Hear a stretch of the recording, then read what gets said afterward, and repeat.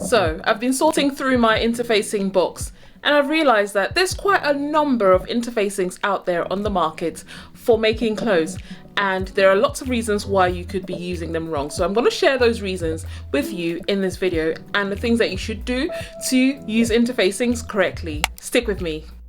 My name is Juliet Uzor of SoSoNatural.com, where we work together to demystify this thing called making clothes, and you're most definitely welcome to my channel. I have a box here full of different types of interfacings, different colors and different weights. Some of them are sew-in ones and some of them you actually have to iron onto your fabric. But then the key thing is making sure we use them the right way. Now, when I was new to making clothes, I would normally skimp on interfacings and not pay much attention to them as much as the actual fabrics that I would use for making clothes. And that brings me to the very first tip for today's video. Try your best not to overlook the recommended interfacing on the sewing pattern that you're going to be working with. The sewing pattern that you're going to work with would normally give you a recommended weight of interfacing for the project you're going to be working with, and I do recommend, in fact I cannot stress it enough, please focus and get the right weight or type of interfacing for the project you're going to be working on.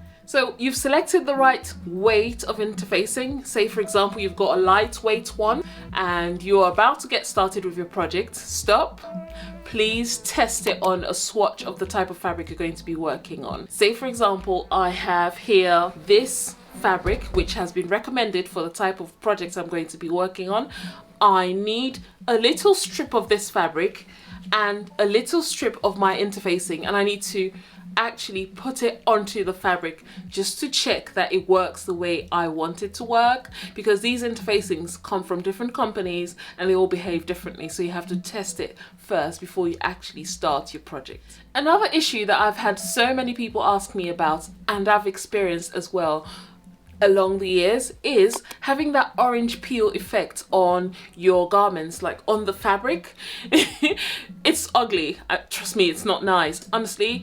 If you've experienced it, you would be, it's just frustrating to have that orange peel effect. It's that bubbling effect that you have on your fabric when you've applied interfacing onto it. So my tip for that is to ensure that these three important things when we work with interfacings, pressure, heat and steam, are used in the right quantity. Say for example I'm working with this lightweight cotton fabric, I would set my iron to the right heat for this fabric, and then I would have my steam on and I would apply pressure when I put my interfacing onto my fabric. Okay, so I know that some interfacings require a dry iron, so that brings us back to the very tip before this one, which is to test it out first and check that the interfacing you have is being used the right way. So when you have your pressure, your steam and your heat at a happy place, then make sure that you do not move your fabric, your interfaced fabric, away from your ironing board when you've done the interfacing. Leave it for a while to set before you move the fabric around. The glue on the interfacing needs to set on the fabric before you actually move the fabric around and manipulate it for your project. Now, I've had a few people ask me questions about the way I manage my ironing because here on the channel, when I do my ironing, I always have an iron without a pressing cloth. Now, if you haven't got an iron with a Teflon cover, always use a pressing cloth, which should be something lightweight, like this one here. Here I have this cotton fabric that I haven't used for a while since I got my Teflon cover, but I would normally use this to do my ironing, and I can see some ironing marks on it. Oh dear, I need to wash it. So what the pressing cloth does is it protects your fabric from getting scorched when you do any kind of pressing, especially when you work with your interfacing. So interfacing needs to be protected using your pressing cloth, unless, like me, you have a Teflon cover. The Teflon cover that I use on my iron, I will leave a link to it in the description box below in case you want to get one of those for yourself. But I always cover my iron, the surface of my iron, using a Teflon cover just to protect my fabrics. And since I've been using that trick or that hack, I haven't had any damaged fabrics. So It's up to you. If you want to try it, I'll leave the link in the description box below for you. So my next tip now is to make sure that the interfacing remains invisible on the wrong side of your garment. So when you've got your garment on the right side of it, you shouldn't see the interfacing that you've got on. And the way to do that is just to match the type of fabric you're going to be working with the right color interfacing. Interfacings normally come in white. I have here this black one here.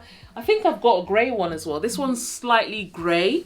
So just match the type of fabric you're going to be working with the interfacing that you have so that it doesn't show on the right side of your garment. Please do not forget that interfacing is meant to make your fabric look better than it did before. And the purpose of it is to give body and to give your fabric extra strength or make the fabric feel a bit more supported. So say we have a dress that would be finished using a facing. The interfacing you apply to the neckline of the dress should help keep the facing exactly on the inside.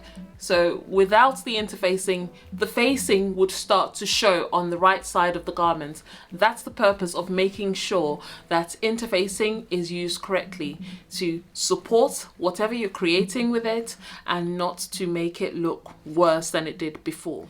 So if you do decide that you actually want to use woven interfacing, whether lightweight, medium weight or heavyweight, do not forget to pay attention to the grain lines and treat them as you would normally treat your actual fabrics, like grain lines, and keeping in line with the grain lines or bias lines, whatever it is. Just ensure that you do not ignore the grain lines so that your fabric will behave the way you want it to behave. Of recent, I've been drawn to woven interfacings, the very lightweight ones, because they go nicely with a lot of the projects that I've been working on recently. I've still got all the other types of interfacing, but I kind of gravitate towards lightweight woven interfacings. I have also recently stumbled on stretch interfacing, which I did not know existed, and it's been quite interesting using those, even though stretch or jersey fabrics don't normally require facings, but then there are certain fabrics that have a slight bit of stretch in them that would require facings on around the neckline or any other place around the fabric. I use those types of interfacings for them.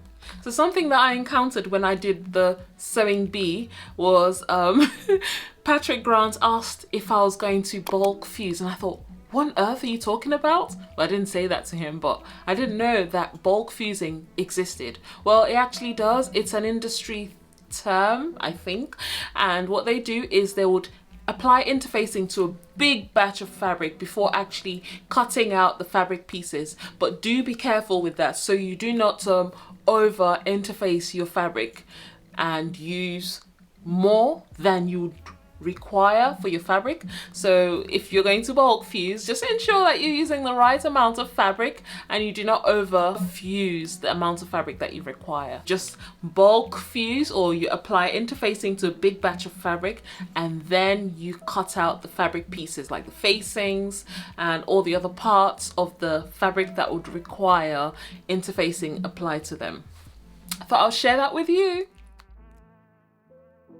There are different types of interfacings out there on the market. You have the ones that you have to sew in, especially when you're working with jackets and coats, and you have the interfacings that you iron on, and those ones are the fusible ones. The fusible ones come in different colors, in different weights, and also the sewing ones come in different weights as well. So just ensure that you've got the right weight interfacing. This one is a bit heavier.